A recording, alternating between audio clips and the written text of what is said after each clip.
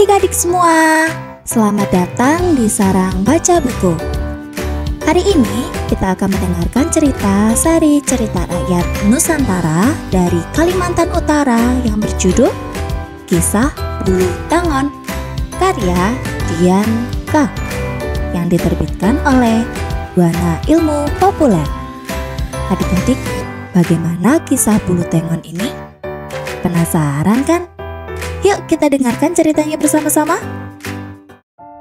Ku Anyi adalah seorang kepala suku yang amat dihormati.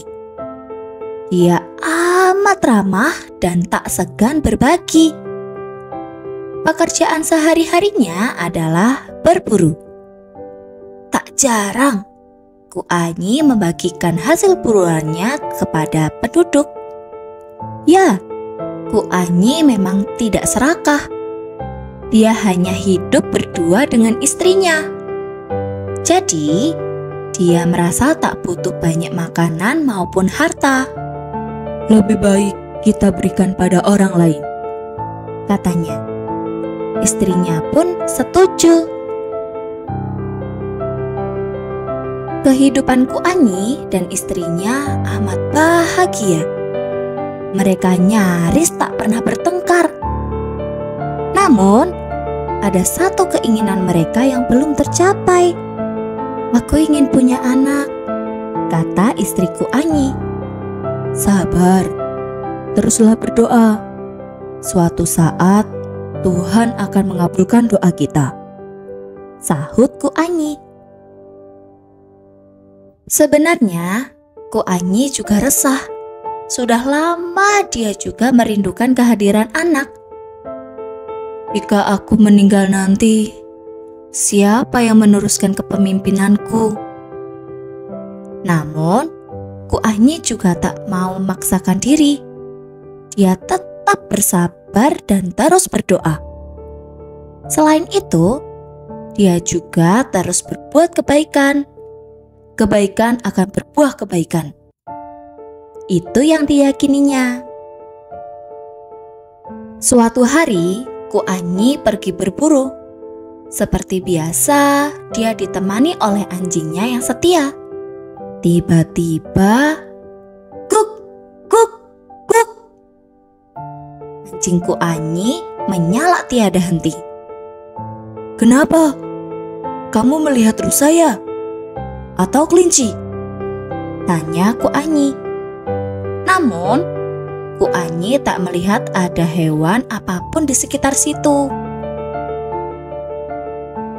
Anjing Ku Anyi terus menyala. Dia menyala ke arah sebuah bambu betung. Ada apa di sana? Batin Ku Anyi. Diam-diam bulu kuduk Ku Anyi berdiri. Dia mendengar suara-suara aneh seperti bisikan yang mengajaknya mendekati bambu betung itu. Ku Anyi menoleh ke kanan dan kiri. Tak ada siapapun di sana. Sebaiknya aku ke sana. Ku Anyi pun mendekati bambu betung itu. Hap! Dengan dada berdebar, Ku Anyi menyibak dedaunan di sekitar bambu betung itu. Ternyata hanya sebutir telur. Telur itu terletak di atas daun jemelai. Telur apa ini ya? Besar juga. Bisa kami jadikan lauk. Ku Anyi lalu membawa telur itu pulang. Dia juga membawa bambu petungnya sekalian untuk dijadikan sayur. Sampai di rumah, Ku Anyi meminta istrinya untuk memasak telur dan sayur bambu petung. Namun, istrinya menolak. Sudah malam, aku lelah. Besok saja ya. Ku Anyi pun setuju. Apalagi istrinya sudah memasak ikan. Ku Anyi makan malam dengan ikan. Setelah itu dia beristirahat. Saat pagi tiba, istri Ku Anyi pergi ke dapur. Dia teringat janjinya untuk memasak telur dan sayur bambu betung untuk suaminya. Namun sampai di dapur, telur dan bambu petungnya hilang. Sebagai gantinya, istriku Anyi malah menemukan 2 bayi di atas meja dapur.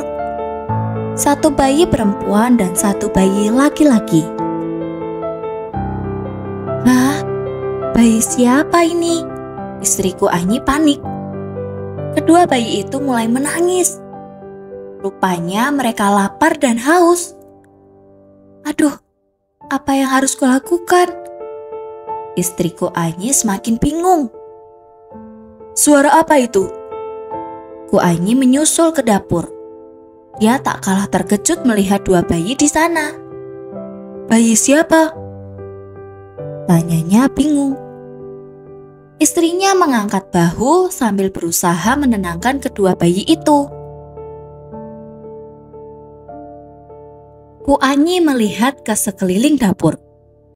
Telurnya hilang. Demikian juga bambu petungnya. Jangan-jangan, gumamnya. Apa? Tanya istrinya. Telur itu telah menjelma jadi bayi perempuan. Dan bambu petung itu jadi bayi laki-laki, kata Ku Anyi. Ini hadiah dari Tuhan untuk kita, sahut istrinya gembira.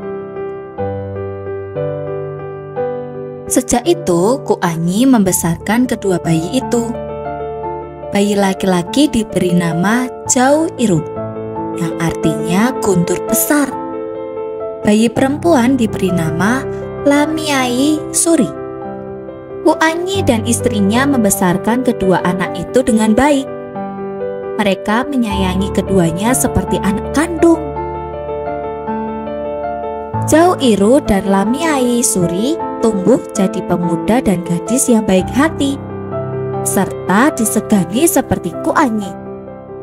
Meski sayang, Ku Anyi mendidik keduanya dengan tegas dan disiplin.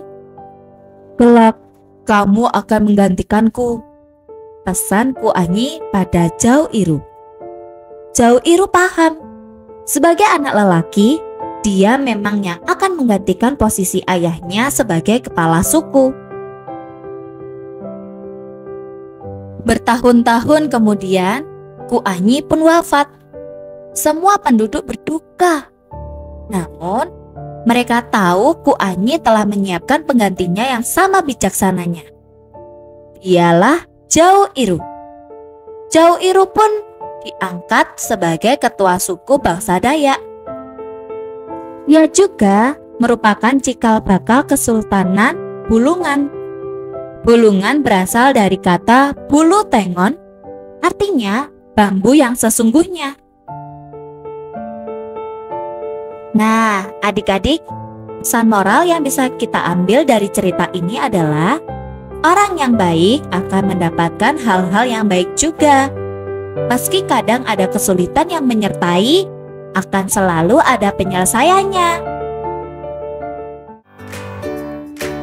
Sekian cerita dari kisah Bulu Tangon. Terima kasih adik-adik sudah mendengarkan cerita ini. Nantikan cerita lainnya dari Sarang Baca Buku. Jangan lupa like, share, dan subscribe channel kami. Sampai jumpa. Bye-bye.